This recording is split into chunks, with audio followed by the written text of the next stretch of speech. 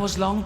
Leonardo DiCaprio attended the premiere, and by the end, his date was too old for him. So, even Prince Andrew's like, come on, Leo, mate, you know. You're nearly 50, son. And it's still more fun than this, okay? Spoiler alert, season 2 is on the way, so in the end, he obviously didn't kill himself. Just like Jeffrey Epstein. Shut up! I know he's your friend, but I don't care. Picture this. It's January 2020, the Beverly Hilton. Every major name in Hollywood is sitting in that room. Leonardo DiCaprio, Tom Hanks, and about 200 other people who basically run the entertainment industry. Cameras are rolling, hundreds of millions of people are watching at home.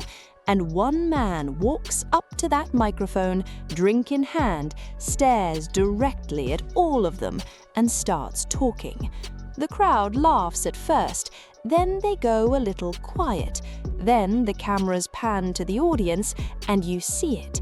The nervous smiles, the stiff faces, Tom Hanks looking like someone just said something he really didn't want said out loud. That man was Ricky Gervais. That night was the 2020 Golden Globes, and what he said that night, most people wrote it off as just edgy comedy. But now, after the Epstein files have dropped, go back and watch that speech again, because I don't think he was just making jokes. I think he was warning us, and I think he knew exactly what he was saying. Let me show you what I mean.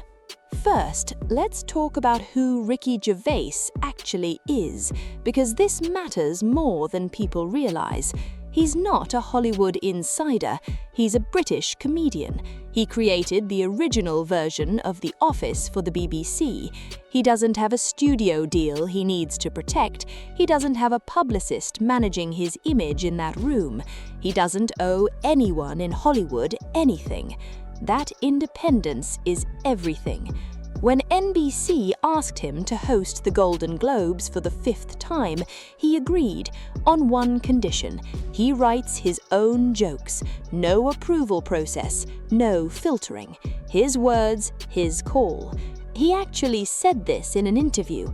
He said, "I had to decide, do I pander to the 200 richest people in the room, or do I try to entertain the 200 million people sitting at home who aren't winning awards and aren't millionaires?" He chose the 200 million. That's the thing about Ricky. Every time he's hosted, 2010, 2011, 2012, 2016, and now 2020, he's used that stage to say the things that powerful people hate hearing. He's called out hypocrisy, he's mocked privilege, he's made jokes that made the room visibly uncomfortable.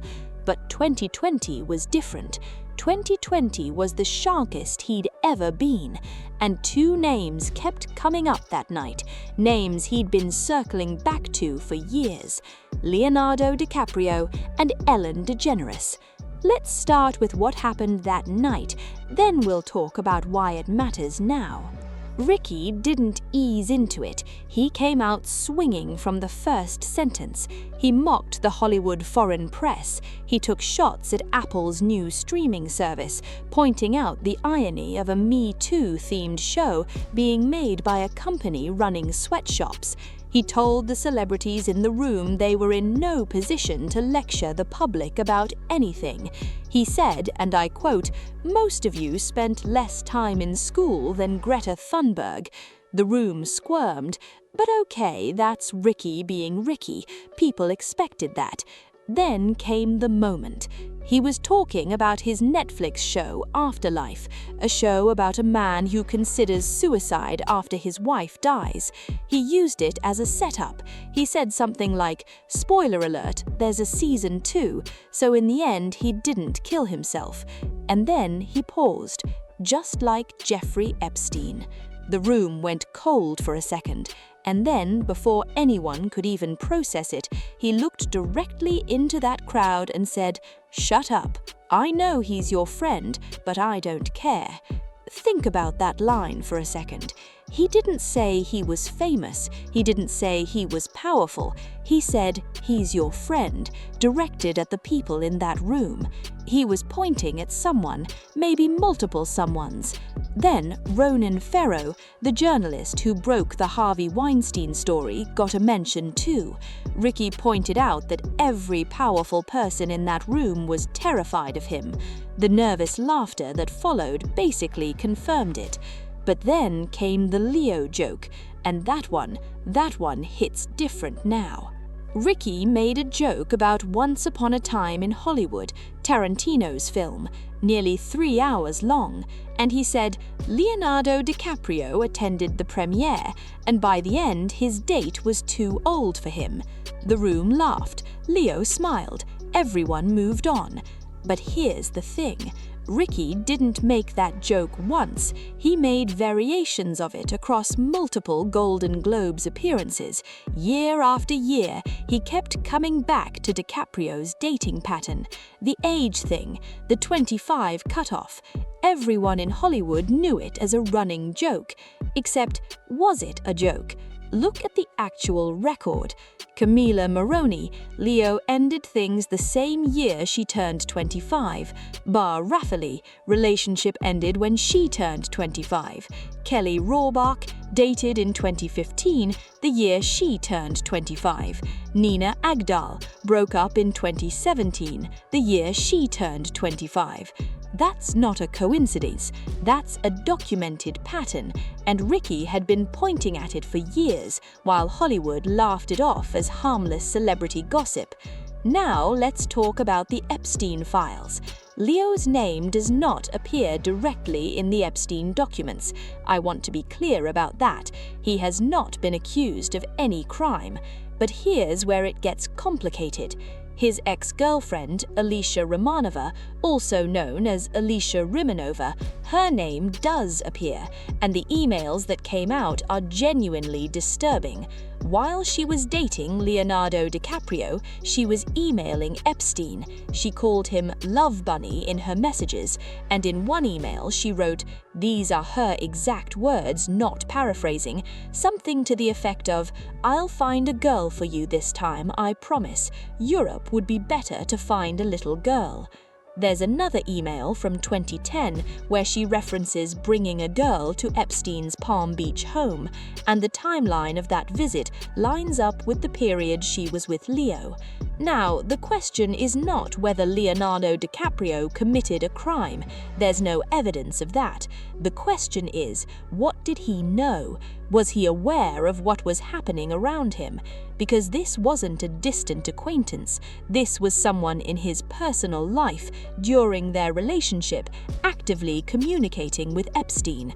And Ricky Gervais had been circling this story in joke form for years before any of these documents came out.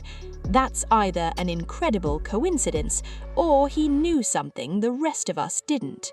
Now let's talk about Ellen. For 19 seasons, Ellen DeGeneres was the safest person on television, dancing with her audience, being kind. Be kind, that was literally her brand. Everyone loved her. Hollywood adored her. She was untouchable.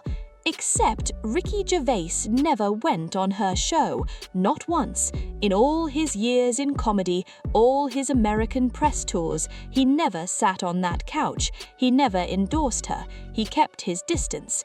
At the time, nobody thought much of it.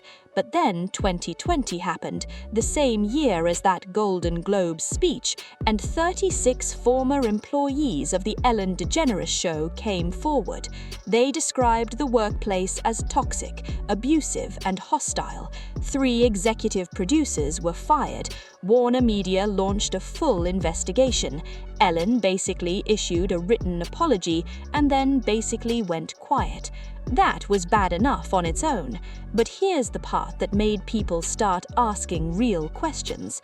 In October 2024, exactly 3 months before the Epstein files were publicly released, Ellen sold her California home. She bought a $15 million property in rural England, and she quietly left the United States. 3 months before the files dropped. Now, could that be a coincidence? Sure, people move, people sell houses. I'm not saying it's proof of anything, but the timing is what it is, and it's the kind of timing that makes you stop and think. Actor Jim Caviezel, who was blacklisted in Hollywood for speaking about what he called the industry's dark secrets, referred to this whole network as an 8-armed octopus.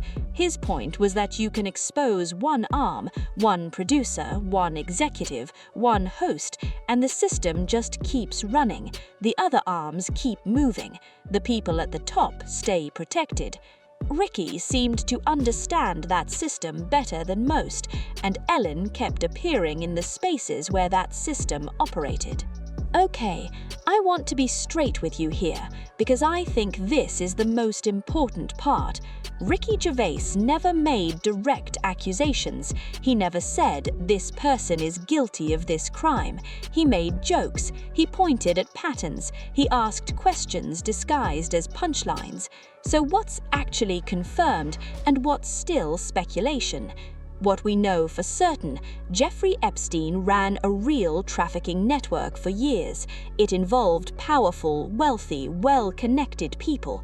That's documented. That's in the court records. What we know about the DiCaprio connection, Alicia Romanova's email to Epstein are real. What she wrote is genuinely disturbing, and the timeline overlaps with her relationship with Leo. That's confirmed. Whether Leo knew anything, that is not confirmed. There is no evidence he did. What we know about Ellen, 36 employees came forward. The toxic workplace situation was real and investigated. The timing of her move to England is a fact. What it means, nobody knows for certain.